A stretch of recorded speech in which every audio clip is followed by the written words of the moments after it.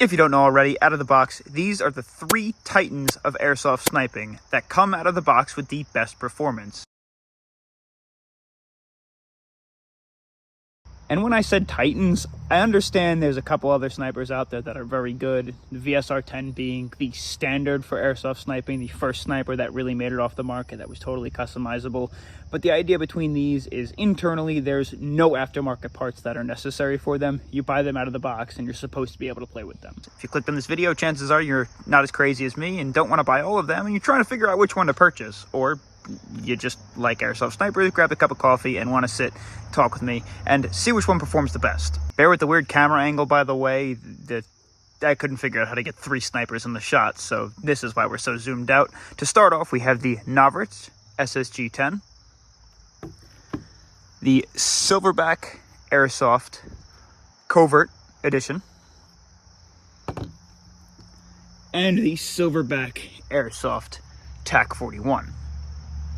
Now, if you don't know, the SSG comes in a bunch of different variants, different stocks. The Silverback Airsoft SRS also comes in a bunch of different lengths and different styles. There's an A1 and an A2 variant, and the Tac41 also comes with a different stock, and there's also a light version. I'll pop up all the different types on screen here. Now, a little backstory on each of these 3. The Tac41, it's painted, it's all geared up, it's got all my filming equipment. This is my baby, I use it all the time, I love it. I'm going to try and make this video as unbiased as possible. Keep in mind, I also purchased this from the factory. The SRS I purchased aftermarket from somebody else on the Hop-Up app. The SSG10 I also purchased aftermarket from somebody else on the Hop-Up app. First, I'd like to go over some of the construction of all these snipers, and we're not going to talk about any of the scopes because the scopes are up for interpretation, and some of them don't even have scopes like the SRS. I'm just going to go based off of feel here, but I'll show you some of the specific weights up here. The Tac41 comes in at the heaviest, even without all of the attachments. The SRS in this variant in specific comes in at the second lightest. And then the lightest without the scope is the SSG10, even though it's much longer. Now, as for stocks with the Tac41, it does come with this rubber pad, and it does also come with some spacers in order to make it longer. The stock itself is plastic, hollow, and adjustable. It has your cheek riser. And inside of the cheek riser, this is where it stores any of the tools you'll need in order to make adjustments onto the replica on the field. And then don't forget about your sling attachment points on both sides. The SRS has a rubber pad on the back. Its stock has 3 spacers that come standard. These are all necessary for the way that the bolt sits into the stock. Again, you have your ambidextrous QD points. It does have a monopod attachment piece. You can just pop this guy out and throw a monopod in there. It does have its adjustable cheek riser on the side. And weirdly enough, that's also the area you're going to find your mag release. The stock on the standard SSG10 just comes with a rubber pad. Plastic as well, definitely hollow, might be the most hollow out of the 2. And there is no adjustability. There's also no cheek riser. But you will find your sling attachment point in the back. Moving into the main body,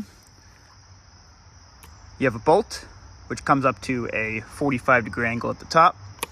Your safety in the back of the Tac41. Your trigger, which is slightly curved. Your rail space, which is 1 complete rail. And then your magazine release, which is a rock-style mag, almost like an AK. The main body of the SRS comes with a charging handle that's much longer. Also opens up to 45 degrees. This is the same area you're going to find your hop-up on both sides, so you can angle the trajectory of the BB right or left a little bit if you need to, including up and down. You're going to find your mag with your mag release, which is ambidextrous there, and ambidextrous there. Pulls straight down and out, and then goes, where is it? Directly back in. You have a flat trigger, and your safety is directly above. And again, 1 continuous rail. The SSG10, starting off with a bolt that does not pull up to 45 degrees, only 90. Your safety, which is on the right side, not ambidextrous. A split rail design, it's only rail in the front and in the back. And a flat trigger. As for your mag, there's a single button with a spring-loaded system that'll pop this guy out. It's clear, and again, much like the SRS, just presses straight inwards. The hop-up on the TAC41 is right here. It's a dial, easily accessible by hand. You just twist it right and left, multiple adjustment points. Like I mentioned on your SRS, you have 2 hop-up adjustments on both sides, just above the bolt. Will allow you to angle the trajectory of the bullet, but also apply hop downwards. And then non-ambidextrous, but on one side of the SSG10, the opposing side of the bolt handle, you'll find the hop up, which is just a dial. You push forward and backwards to engage the hop. Backwards for more hop, forward towards the end of the barrel for less hop. Now moving on to the front of the replica, you'll notice that you have a bunch of M-lock on the TAC41 on each side, and on the bottom, you have 2 points. On the SRS, you are loaded with M-lock attachment points. And on the SSG, you have none. Obviously, it's super important that we see how light the bolt pull is and how quiet the snipers are. I'm going to start off with the SSG10. Try and pull it as straight back as we can. Super light, super smooth, minimal grinding, and let's fire. A little bit of spring noise there. Next, we'll start with our SRS. Again, we're going to pull that bolt back, try and pull it as straight back as we can. That's even lighter out of the box. Let's listen to the sound. Super quiet. And then, of course, my favorite, which I believe has the heaviest bolt pull. But, go. And fire. And a little bit louder. So the SRS seems to be the quietest. The TAC41 seems to be the next quietest. And the loudest seems to be our SSG10. And I think a lot of that has to do with the hollow stock that probably echoes a lot of sound for sure. All right, so next we want to test the air seal of all these replicas. All we're going to do is make sure it's empty first, obviously. Charge the bolt. Place our finger over the end of the barrel. Pull the trigger. Release. And you should hear a little puff. That just lets you know the piston has a nice air seal on the inside of the replica. Next, performing the same test with the SRS.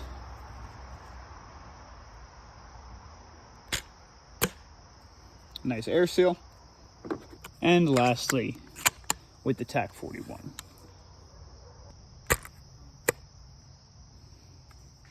Before we get to fire testing, I kind of want to just talk about each one, which one has things that I like and which ones has things that I don't like, because there's pluses and minuses to all of these. First of all, the SSG10, unbelievably light. I could run around with this all day. If it was strapped around my neck, I don't even think I would notice. This is like a light necklace. It's ridiculous. I can't even believe how little amount of weight is to it.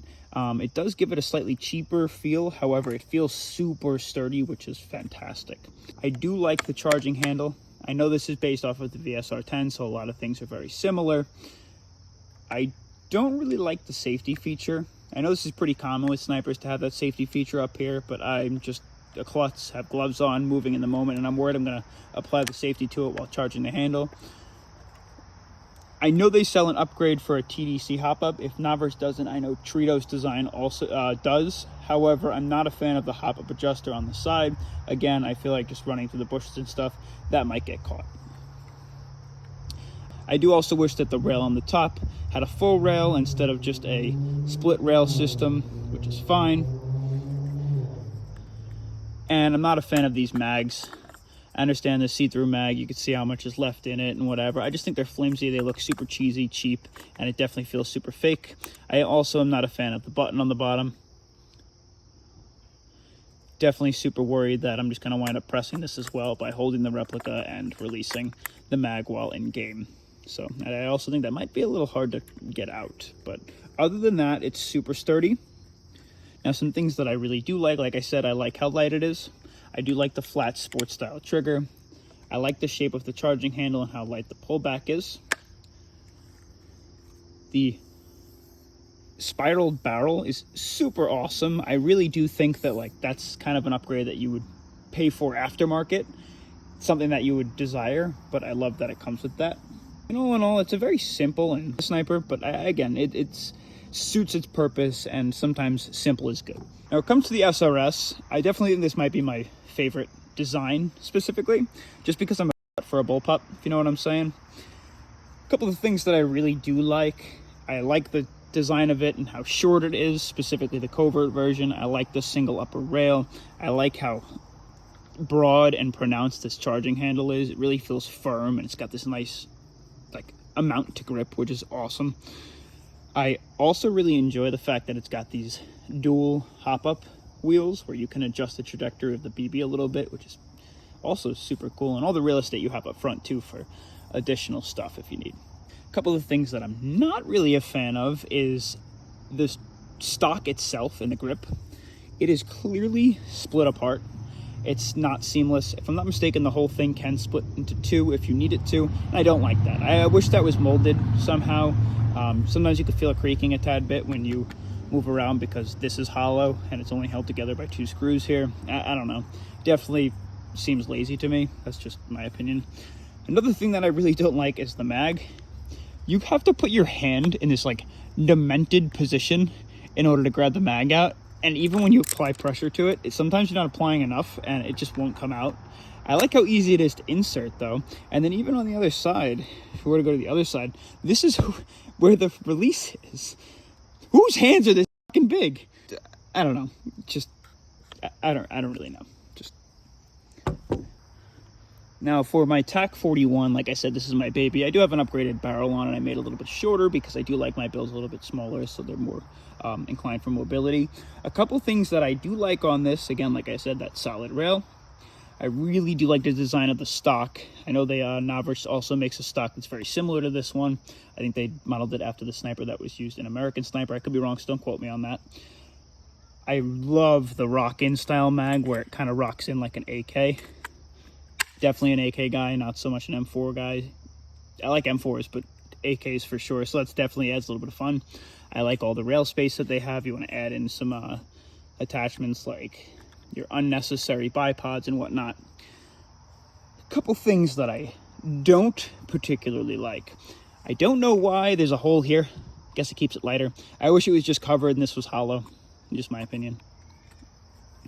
I don't like that this is where I mount my camera and the barrel isn't stable in like regards to the grip. It has its benefits, which is obviously when I'm moving around the grip, I'm not adjusting any wear on the barrel or moving the barrel at all where it's connected up into the receiver. However, that does come with its problems because I don't feel like it's as durable. The charging handle is really cool. The only problem is the direction I tend to pull, which is this way, sometimes applies a little bit of pressure on the charging handle, and it causes it to twist. And over time, it'll get loose and loose. And even if I put a little Loctite on it, which I did, it just still starts to get loose. So that's definitely a downside. The TDC hop-up right here makes it super simple to adjust the hop-up, which I really do enjoy. And it's right within where you'd be gripping it anyways, so that's awesome. Like I said, I'm not going to go into any of the attachments that I have on any of these just because you can kit them out the way that you please. However, I think it's time that we get into the shooting test because obviously performance is everything with the snipers for sure. I'd like to start with the range test. I got some targets posted up about 65-70 meters down that way, and for each of the snipers we're going to use .46s because I find it important to see if they can hop heavy rounds. Now for this portion of the video we're going to shoot 5 rounds out of each sniper. Keep in mind every single one will already be zeroed in from the scope and the hop. If you don't know how to do that, here's a video of how I teach you how to do that so that your sniper stops shooting like crud. I'm not going to cut any of these portions of the clip, just so you could see they're all real time. I'm going to start off with shot number 1.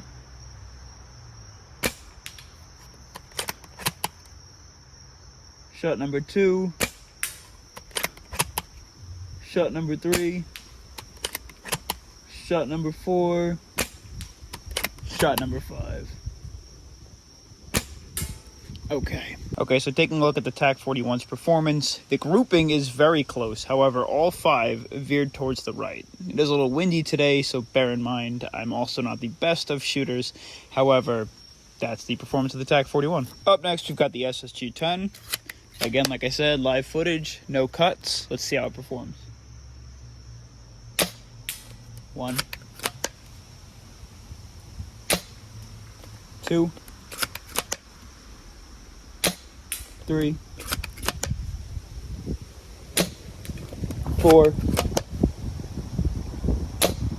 5. Taking a look at the performance of the SSG10, more wound up closer to the center. However, one did miss, and we still are veering relatively far to the right. So I'm starting to think this might be user error. Maybe I'm holding the sniper a little bit more cockeyed than usual. It doesn't tend to affect me during gameplay, but I don't know. Keep that in mind. Let's try out the SRS. Okay, so let's test out the SRS. All I did was threw the scope on it that was on the Novritsch SSG10, and I zeroed it in. Just keep in mind, while I was zeroing it in stock, it was not really pushing the 4.6s as far as I would have liked it to, but we're going to use those anyway to keep it fair. Why is there a BB in there? Okay, let's get right to it then.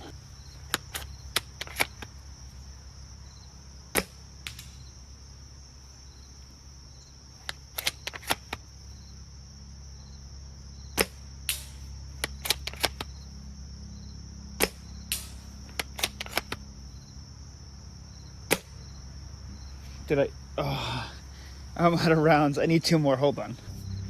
So one thing I'm noticing with the SRS is, even though you fill it with rounds, like I put 5 in, there's a small, like, I guess BB feeding tube that takes up the space of like 3 or 4 rounds. So if you don't have more rounds than you need in there, it doesn't feed.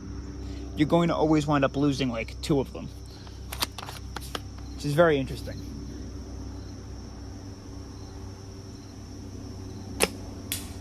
And I think we need 1 more. That one's off target. Okay, so with the SRS, we shot 5, 4 on target, close groupings twice, and again, veered to the right. So it's definitely a user error thing. Keep that in mind. However, the groupings are pretty spot on all 3. So one thing I do want to mention, I didn't actually wind up going over this when we were doing the review of the rifles, was the magazine capacities. The magazine capacity for the SSG10 is 28 rounds, the SRS is 30 rounds, and the TAC41 is 48 rounds with a 20-round BB tube. Now what that means is, if you notice on the TAC41, it's got the mag right in front of the trigger. The SSG10, the mag is all the way out here. Well, that's because the cylinder has to reach towards the mag. It has to be able to feed the BBs all the way up here, right? Because the BB loading tube is here. With the TAC41, the genius thing they did was they added a BB tube that allows you to put the magazine in a more realistic spot, and then it holds 20 extra BBs up here so that the cylinder can still reach the loading nozzle of where the BBs enter the gun.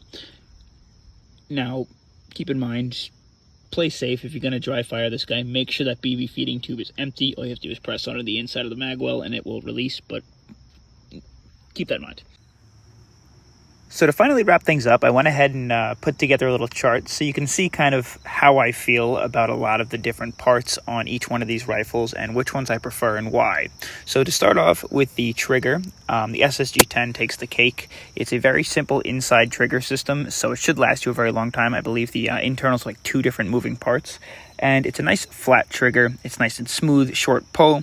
And I feel like when I do pull it, I don't have the tendency to move the replica all that much, which helps it stay more accurate.